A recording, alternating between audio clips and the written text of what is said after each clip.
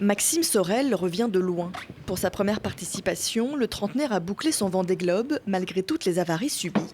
Un sacré tour de force pour un bateau qui n'était jamais allé au bout d'un tour du monde et qui menaçait de se casser en deux après le passage du Cap Horn. En fait, ça c'est le pont du bateau, la structure, qui s'est fissurée sur le dessus. Suite à en fait, des plantées dans des vagues. Quand le bateau il accélère très très fort, parfois il vient planter dans la vague et il y a beaucoup de contraintes sur le pont du bateau. Ce qui fait que ça c'était vraiment une lourde chirurgie pour le bateau, compliqué à faire à bord et surtout pas très rassurant parce que ça peut s'agrandir et du coup casser encore plus.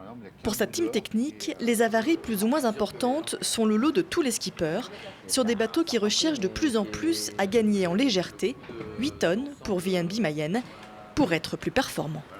Faire un bateau pour faire un Vendée Globe où il n'y a aucune avarie, on est tout à fait capable de le faire. Ce serait un bateau qui ferait 15 tonnes, qui mettrait 125 jours à faire le tour du monde. Aujourd'hui, on est plutôt sur des objectifs à 70 jours avec des plateformes qui feront 8 tonnes. Donc forcément, il y a des petites casses et il y a des petites choses à réparer sur la route.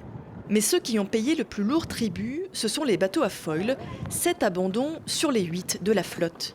Pour le directeur de course, c'est sûr, des ajustements doivent être faits. Mais pour lui, le confinement a aussi empêché les skippers de bien connaître leur bateau et ses limites. C'est des bateaux qu'il a fallu faire des chantiers rapides d'été pour être prêts au mois de septembre et venir ici tout de suite pour se préparer au Sable d'Olonne. Donc un bateau idéal, c'est celui qui a vraiment le temps de naviguer, et le skipper, mais aussi le bateau pour tout verrouiller, tout valider, casser ce qu'il y avait cassé et surtout pas casser pendant la course. Pour autant, 80% de bateaux ont dépassé le Cap Horn, soit le meilleur pourcentage jamais réalisé, malgré une compétition exacerbée. Résultat d'équipes techniques de plus en plus qualifiées et professionnelles.